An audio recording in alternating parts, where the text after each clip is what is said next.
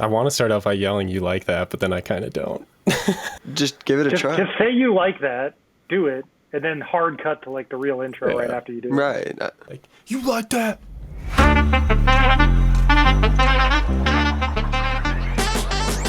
Guys, all right. You guys did you guys like the win this week? Let's get into it. Let's start with we got Lil Kirko Chains, huh? Any thoughts on Kirk's change? A little bit more than last time. I like the new. I think just seeing that, you know, like there was like in years past, there's been like some tension with him and his teammates, and then like also with the media and stuff, you know, with the whole like his comments on vaccines and stuff. So I think now he's like completely just like let his hair down and he's just like having fun with everyone, and it makes him like a lot more likable. So I think they're definitely like more of a team this year. For sure. I mean, that's a lot of weight to be carrying around on your neck, but if it does hurt him, he's got the ice right there. He's good. But you know, that was a scary win for the Vikes. They pulled it out at the last minute, but gotta love the Kirko Chains. How can you not? Gotta love it. I hope that this next time we get a win, we're gonna see a actual Kirk Cousins chain. He's not gonna just be taking it from everybody else. I'm thinking he's gonna get his own. He's gonna spend some of that money he's been making. We'll see some actual Kirko chains, and maybe it'll say Lil Kirko Chains, because he's been playing that name out there when I've watched some interviews with him. It's not just everyone else calling it. He's owning the name for sure. What was, you know, just quick and easy off the bat, what was one of the favorite things you saw in the game other than Lil Kirko Chains? I think it's got to be Hockenson's usage. That to see nine receptions for 70 yards in your first game on 1 week's time to learn the playbook. He even said himself, learning a new NFL playbook is like learning a new language, and he did it in a week and came out and was successful. And I mean, that only bodes well for the future. You love to see that out of a guy you just spent some draft capital on. For sure.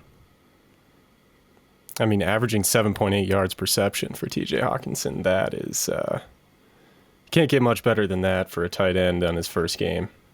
Yeah, I agree with the usage of TJ Hockenson. It was awesome to see. They used him a lot, but then also obviously the last minute, you know, crazy passing touchdown to Dalvin Cook. It was even kind of like a one-handed grab too, which was nice. You don't use him like that usually. Scooped it. Yeah. That was like a wide receiver play. That was right in the back of the end zone. Got his knee down. Yeah, that was a great touchdown.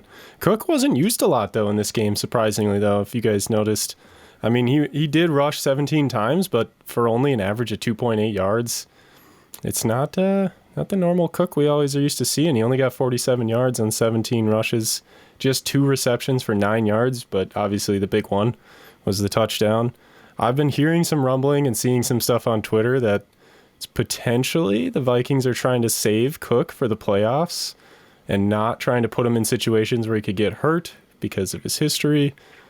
I don't know if you guys have any thoughts on that, if you think they should try to save him, or maybe they're not even trying to. Maybe this is all speculation. I think as someone who owns him in fantasy, like I absolutely do not want them to save him for for playoffs.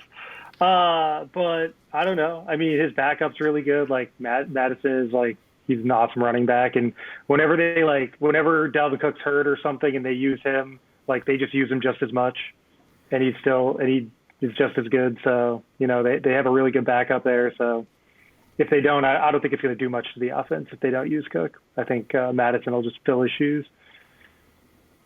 I'll let you touch on that in a second, Alex, too, but just follow up to you, Josh. Do you think that if Cook does get hurt and goes down, Madison's good enough to be able to step up to that RB1 in playoffs? I mean, he's done it. Well, not in playoffs, but he's done it in the past. Like he's, you know, they use him a ton when he's not in, when Dalvin Cook's not in. So he's a really good running back. He's young. For sure. Alex, you got anything on the Cook potential saving? Yeah, I don't buy into this. He got 19 touches on Sunday, which is the high end for running backs. And sure, there is some concern. We've seen that this year in the snap shares from last year compared to this year, how much more they're using Madison. And I don't think it's necessarily focused for the playoffs. I think it's just in general, they want their guys healthy. And, we're seeing this around the NFL. A lot of teams are doing this. There's very few guys that you're seeing get 25 to 30 touches a game like a Derrick Henry or a Kenneth Walker. And there's risk to that, Guys, it's a human, they're wears down and injuries happen. So I think there is just concern and looking forward, but I don't think it's resting for the playoffs necessarily. Yeah, for sure. And I mean, one spot that there's not a ton of concern right now is the defense has looked pretty good the last couple games. I don't know who stood out to you guys on the D this week. I think it's got to be Daniil Hunter. 2-sack game, just disrupting Heineke all game long. That's what you're looking for out of your star D lineman, and it's good to see kind of a coming out game where he's been a little quiet this year. Yeah, for sure. You had that big sack with what was third down and 6 minutes left in the fourth on Heineke. That was a big one. Yeah, that felt like a game-changing sack right there. Josh, you got anyone on the defense jump out to you? Yeah, I mean, Harrison Smith has been crushing it. It's his third straight game with an interception. This weekend will be 4 straight games when he picks off Josh Allen, but we'll get to that later.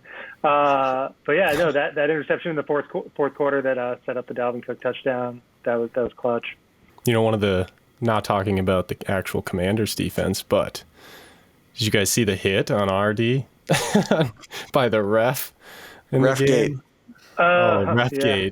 Jeez, Alex, what's your thoughts on Refgate? Throw the flag. That was pass interference. Come on. That's terrible. Defensive pass interference right there for sure. Did you? Yeah, that was. You're talking about the where he bumped into who did he bump into? Cameron Bynum. Yeah. Is that what you're talking about? Yeah. Yes. What? Yes. Yeah. Yep. You're right. Oh. Yep. Yeah. That was. Yeah. I don't even know. I don't know because it's not like shoulder illegal, into him. Yeah, it's definitely unfortunate. It sucks that they actually made that into a touchdown after that. But yeah, it was one hell of a play by Samuel to come down and find his way into the end zone. So props to him for that. Yeah, but it clearly would have been a pick, at least a knockdown 100%. If that ref didn't blindside, just Yeah. Anyway. Do you think there's ever a chance that we see the field without a ref out in the middle of it? I mean, we've got cameras everywhere on the field. You think they ever remove that element? We're gonna talk after this podcast. We're gonna get on the phone with Mark Zuckerberg and we're gonna start talking to Meta about doing a Meta refs. Meta refs, yeah. Please not no. a sponsor. Please no. Nice, yeah. All right. Well, hopefully we don't get any ref hits next week. We face the Bills. That's going to be a big one right there. That could be a potential Super Bowl matchup upcoming. Is there any, without diving too much into it, we'll get into it in our next podcast, actually previewing the Bills, but are there any early predictions that you guys have or keys to success this week? And do we see Josh Allen? It's still up in the air. I think we'll see Josh Allen, hopefully. I want it to be a Kirk Cousins, Kirko, the Josh Allen matchup, and it'll be a good game. It'll be it will definitely be a test, but they just lost to the Jets, so I think we got a ton of momentum, and I think Vikings will ultimately win. Sure hope so. That would be great.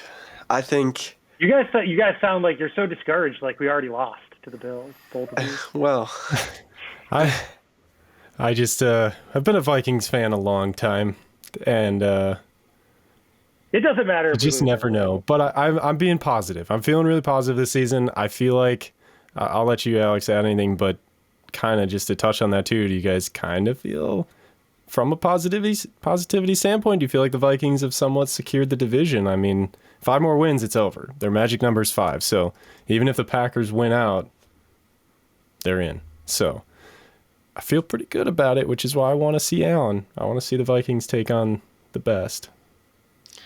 No, 100%. And I think that definitely plays into some Vikings fans rather facing Josh Allen than Case Keenum, which typically wouldn't make a ton of sense. But we are in a good position to make the playoffs. We're not in desperate need of wins right now. So, yeah, give us a challenge. Let's see what this team's actually made of and see if they can compete with the other juggernauts in the NFL. It should be a fun one to watch.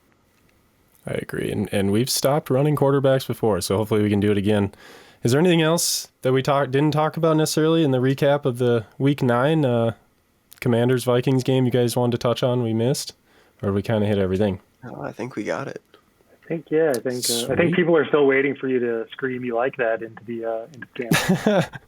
I was going to say, how about if the Vikings pull it out against the Bills, we get a full energy "you like that" from you to start next episode. That is a good deal right there. Maybe I'll have some Lil Kirko chains. There's got to be somewhere I can pick some up for less than $750,000 or so. I bet I could hit up a Goodwill and maybe $600,000. Anyway, well, we'll be previewing the entire Bills-Vikings game in our next upcoming podcast. Make sure you guys check that out. Like, subscribe, follow us on social media. We'll be tweeting during the game as well. Thanks for tuning in. Hot Dish Sports. Skol Vikes.